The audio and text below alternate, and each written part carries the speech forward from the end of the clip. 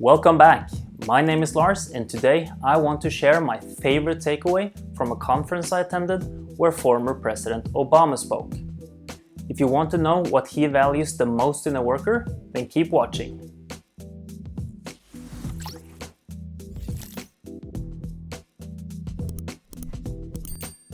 In September 2018, former US President Barack Obama was in Oslo to speak at the Oslo Business Forum conference. And the most important and inspiring thing I learned from this conference is what Obama said about problem solvers. He talked about his time in the White House, where one of the key qualities he looked for in the people working there was the ability to solve problems. Some of his colleagues came to him with solutions to problems, but others came to him only with the problems. What was important to Obama was to look past a person's work experience, education, network, how long he had had his role, etc., and rather find those who actually get things done. That was the important factor. He looked for the problem solvers, and he could quickly separate a 20-year-old problem solver from a 60-year-old with lots of experience who was, and I quote, useless. The problem solvers, in turn, got more tasks and more responsibility, and through that, they gained greater influence and rewards. You are probably familiar with the term top athlete, but it is not only in sports that someone can deliver top results. A top performer is someone who performs at the highest level in his or her area, and this is also true in business and in private life.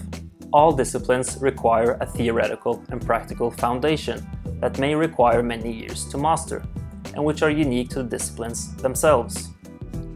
Nevertheless, there are some skills and characteristics that are common denominators for all who are top performers in their field, regardless of the specific subject area.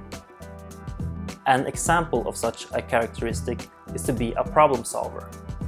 No matter how much you know or how long you have worked in an industry or a role, you must be able to use the expertise you have and turn it into results. Even Obama would value a high-performing 20-year-old more than someone with years of experience, and I will tell you why. You don't even have to be the one who knows the most or be the one with the most experience to be the top performer in your industry or business.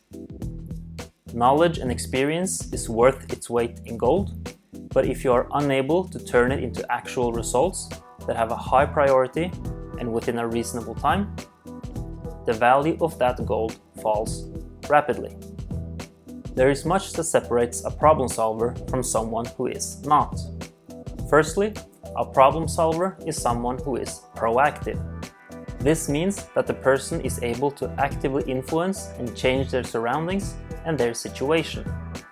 Those who passively let the world around them simply happen and only react to what happens, and often complaining about it, are in turn called reactive.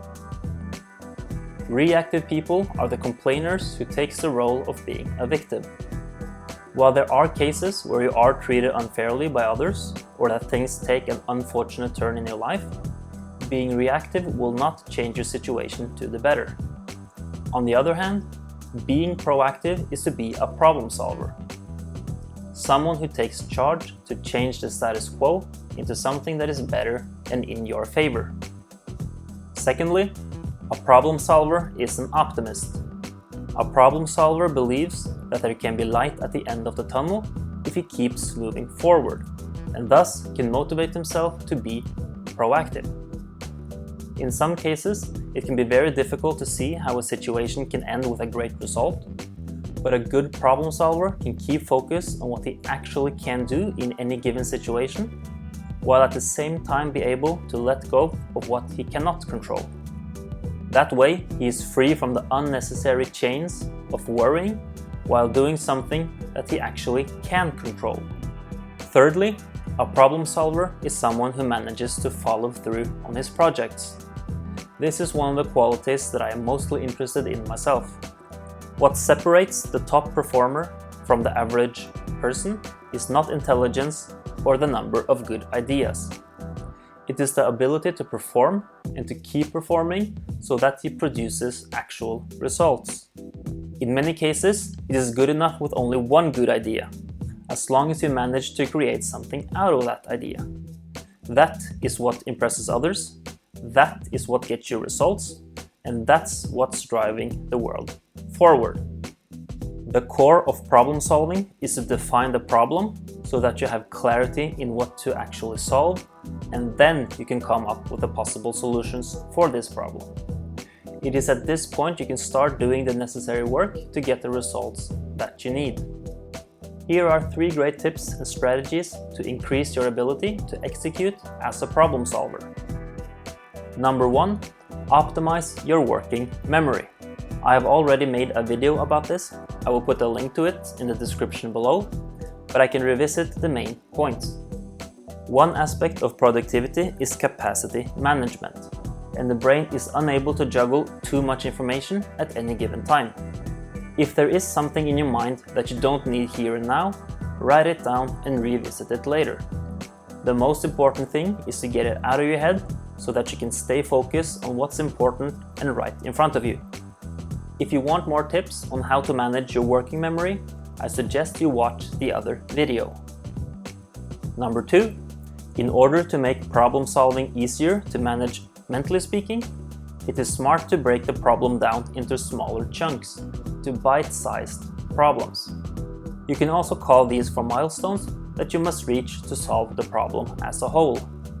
Set aside time to review your notes and clarify what you want to achieve, meaning setting your goal, and clarify what you have to do in order to reach it, meaning identifying your actions. The purpose of note-taking is to safekeep something that is important to you so that you eventually can do something about it. The note itself is just a temporary storage space for information. If you need to do something about it, the notes must be transformed into goals and actions. Clarity in actions is super important, yet very easy to take for granted. I have a separate video about this topic as well, which I can link to in the description below. If you want to multiply your efficiency and greatly reduce stress so that you have the capacity to carry out your projects, then it is important to get this habit established. Number 3, when you have a clear picture of your goals and actions, you can finally turn your attention to that which is right in front of you. You can finally focus at the action at hand, and that should be the first action you can do in order to get started.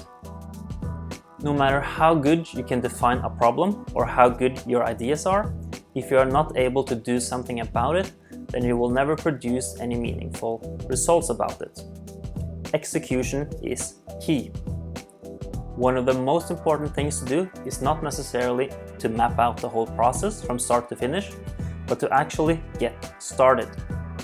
In many cases, as you get going, you will discover something new that changes your understanding of the very problem that you are working on, and then you can make adjustments accordingly. Both planning and taking action can have positive effects on each other.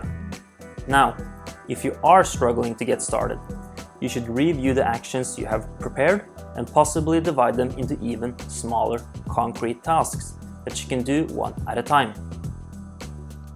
This is also known as micro goals, and the tasks can be so small and simple as opening a new document on your PC, naming the document, writing a placeholder headline, and so on.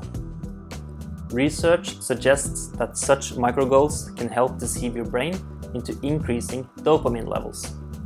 Dopamine is a complex chemical, but in short, we can say that it gives a feeling of happiness, which increases your desire and motivation to get even more dopamine by reaching your goals. In this way, micro goals can get a self-reinforcing cycle of productive workflow going.